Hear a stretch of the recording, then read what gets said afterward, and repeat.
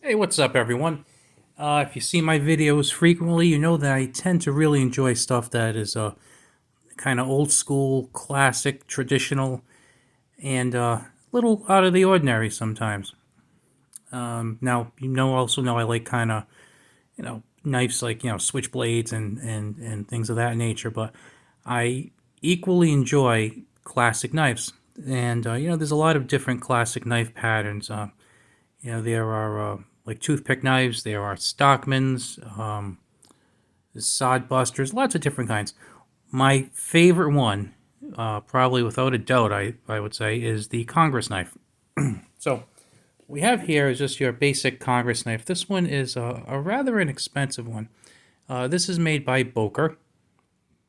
Picture's not too good there. I apologize for that. This one's made by Boker. This was pretty cheap. It cost me about $37 or $38 at a local gun shop. Nothing real fancy here. This isn't one that is. It says Solingen on it, but actually, does it say Solingen on it? I think it does, but it's not one of their really pricey ones. But it is a nice knife nonetheless. So we have bone scales, nickel silver bolsters, and the thing that really makes a Congress knife is typically four blades. Now, usually when you see a knife like this, it has four blades on it. Although I have read, I don't know if this is true, but I have read that Abraham Lincoln also carried a Congress knife very frequently, and his had six blades. I looked for one and I was not able to find one, unfortunately. Let's see here. Let's try getting this one out first, actually.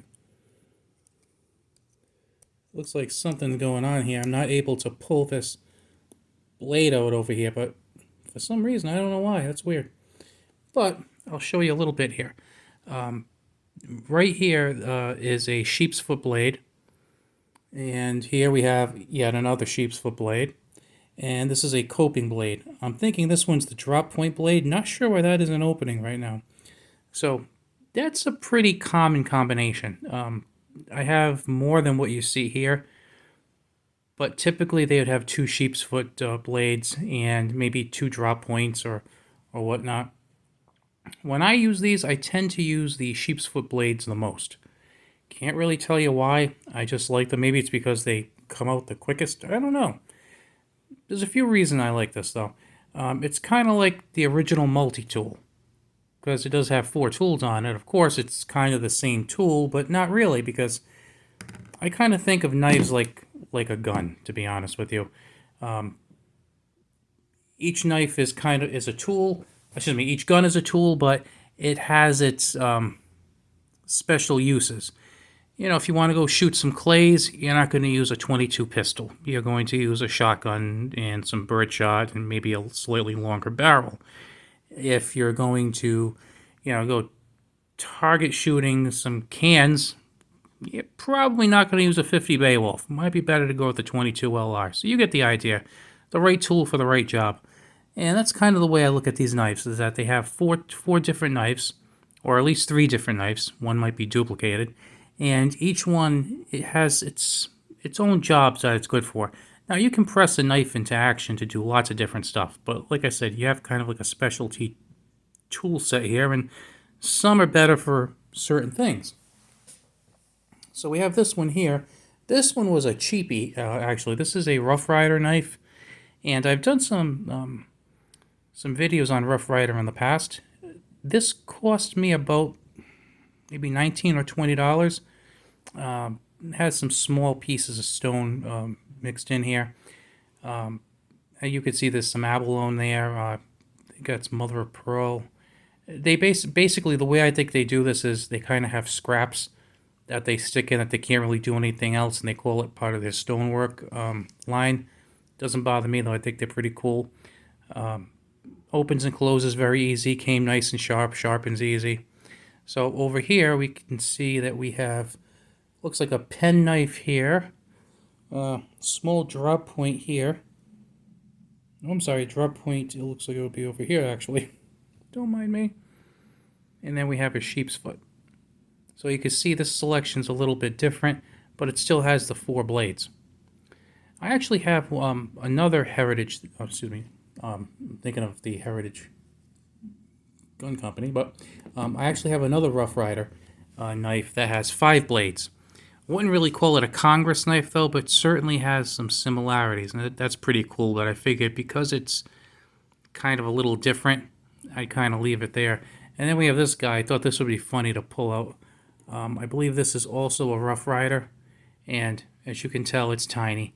I would say that the length of the knife is maybe 1.5 inches, and the blades go about 1 inch or so, some a little bit less.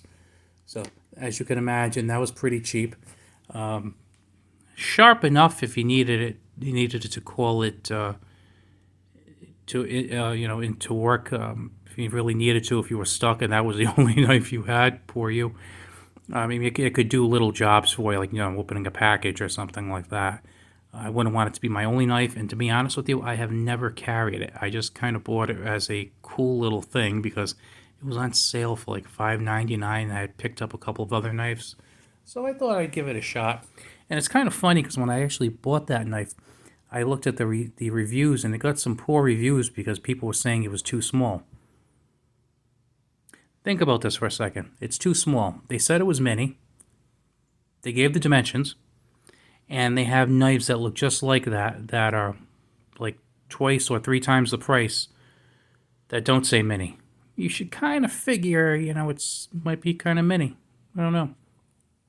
But I did want to share these with you because I'm not sure if how many of you know this, but a lot of these traditional knives have certain patterns of blades. Like I said, it's kind of traditional to have a couple of sheep's foot blades, maybe a coping blade and a pen blade or a drop point.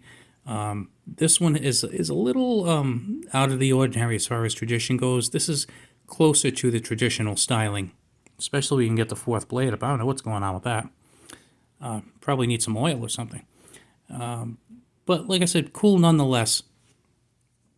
I also have some Stockmans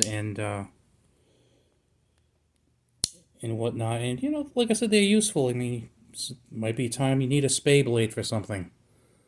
Maybe you live on a farm. I don't know, but pretty cool to kind of keep these traditions alive and these types of knives. If you're looking for a good quality one, and you only want to spend a little, these are pretty good. $20, you can get one of these Rough Rider knives. I noticed some of the knife websites don't carry them.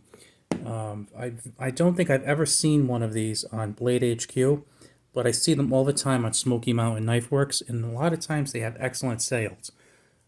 Also, if you go on eBay, there are some sellers that have lots of Rough Rider knives. If you're a little hesitant about them, just pick up a cheap one. You can get cheap Rough Rider knives for like $10, $11, $12, and I think you'd be happy with them. Now, if you don't want to try a new knife company, you want someone a little more established, I do recommend Boker. Boker makes some really good stuff. One that I would probably stay away from as far as traditional knives go is Schrade. Oh, I'm sorry, Imperial. Actually, Schrade and Imperial, because Schrade owns Imperial Knives. Imperial used to be a proud knife company, but then Schrade bought them, and they just kind of ruined stuff. So I would really stay away from them. Plus, what you would end up paying for a Schrade Congress knife or an Imperial what you'd end up paying for the Schrade Congress knife, you could spend about the same thing and get a Rough Rider, or a little bit more and get the Boker. The Imperials are actually quite cheap. They look nice, but their function kind of leaves a bit to be desired. When I first got them, I'm like, oh, this is pretty good for the price, but then you start getting into slightly better ones, and it's really not a good thing. If you wanted a really fancy one, then I would suggest buying a higher-end Boker. I do have a Solingen Boker Stockman, and that is really cool. I actually purchased that one from Boker. It was a sample that they brought to a knife show, and they were selling it as used, but really all that happened was a couple of people would pick it up and say, oh, cool knife, and put it back down. So the knife didn't come with a box or anything, but it was, like I said, it was bought right from Boker. it was really never used, just kind of looked at, and I got a good price on it, and it's a fantastic knife. It's really really good quality, and fit and finish is excellent. So, probably going to do some more videos like this, like with some old knife patterns, like the Stockmans and sow bellies or sod busters and all that other cool stuff. So there'll be more on the way. Just had to do the Congress one first because I just love Congress knives. All right, that's all I have for today, guys. I will talk to you later. Have a good one.